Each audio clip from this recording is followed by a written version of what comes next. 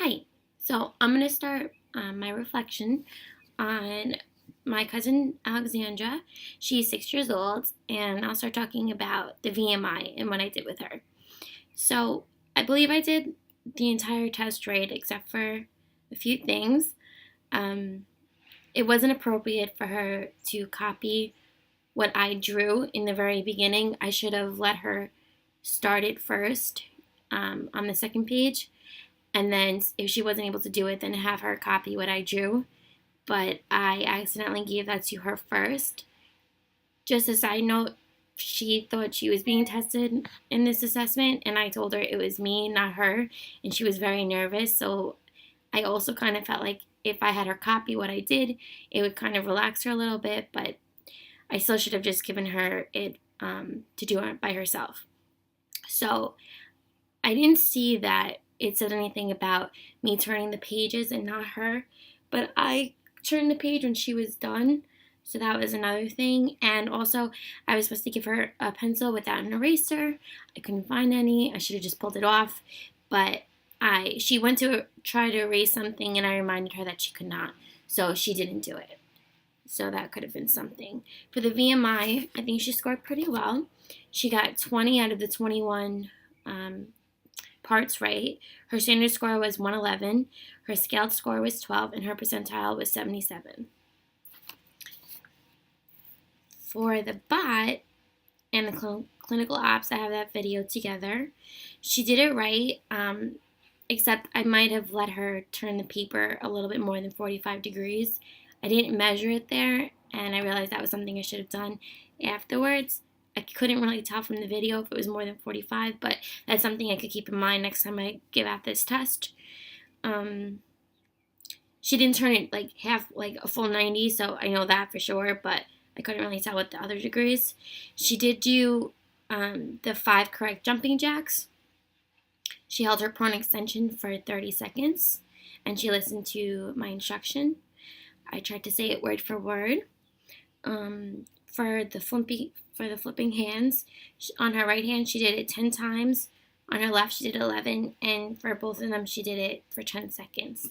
Now for this one, I started demonstrating it to her what she had to do, and she automatically started following me. So I told her let me demonstrate it. Then I had her do it with me, and then we only did that on the right hand. We didn't do it for the left, but she knew what to do and she did it correctly. So she also meet the standards for her age. So I think it was okay. So that was one thing. And then another thing is she really insisted on sitting on a pillow when we did the flip hands. I don't really know if that affects anything. I was thinking about maybe her balance, but I don't think that it has anything to do with it. So I don't think that that's an issue, but I wanted to mention it anyways. So for the bot, she scored, for the drawing lines through the pads crooked, it was a score of a 7-point score. For the curved one, it was 4. For connecting dots, she had 4. And for folding paper, she had 5 points. For the jumping jacks and for the prone extension, she got the full credit for as well. So now on to my obstacle course that I gave her as an activity. Keep in mind she's very hyper. She was really nervous in the beginning when I was giving her the test, and then as we did it, she got really easygoing, and especially when she found out we were doing an obstacle course, she got super excited.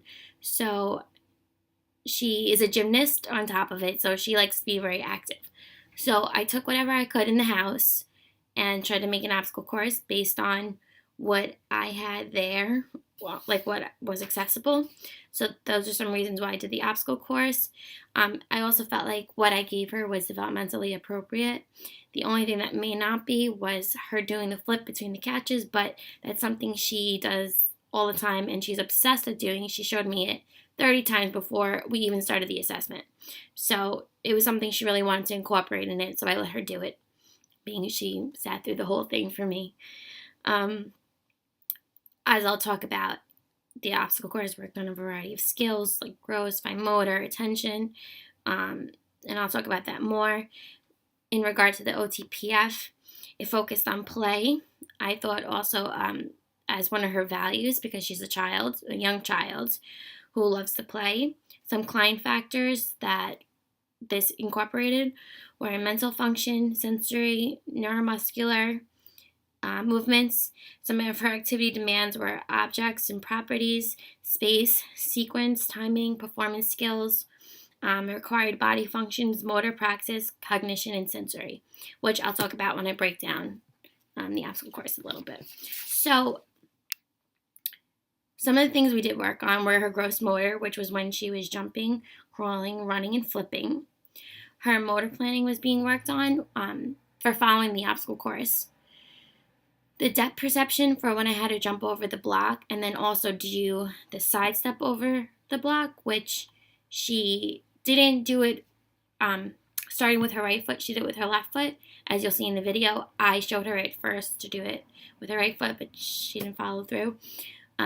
It worked on overall visual motor integration throughout the entire activity.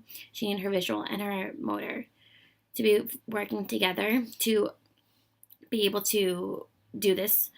For her fine motor, we worked on fine motor through drawing, the building Legos, and grasping. Grasping when she, besides with the drawing and the Legos, like when she had to grab onto the couch to support herself to do her flip. Also, for the jumping jack, she had to grab onto the handles and be able to do it.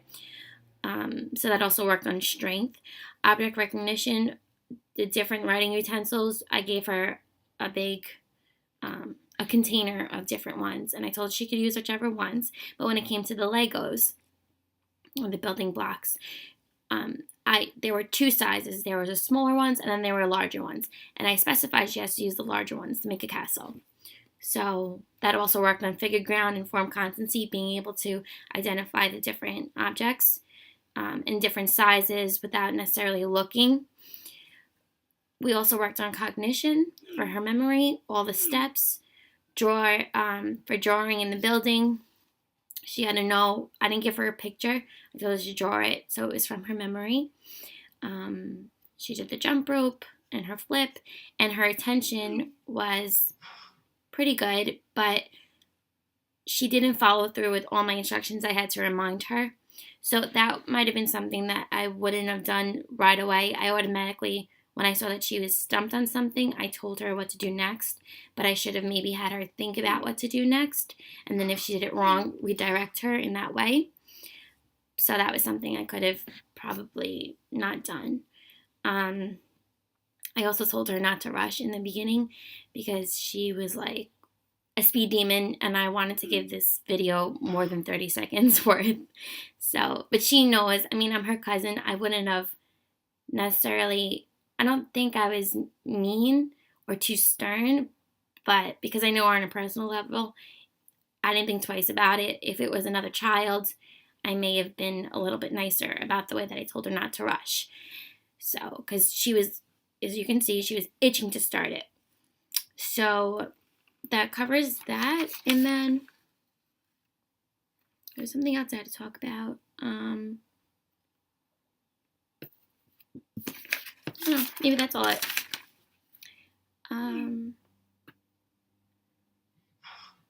Yep, that's it. So, my grading up and down. I knew I was missing something. So I figured we could grade the activity up and down. I'll start with down by, 1 second.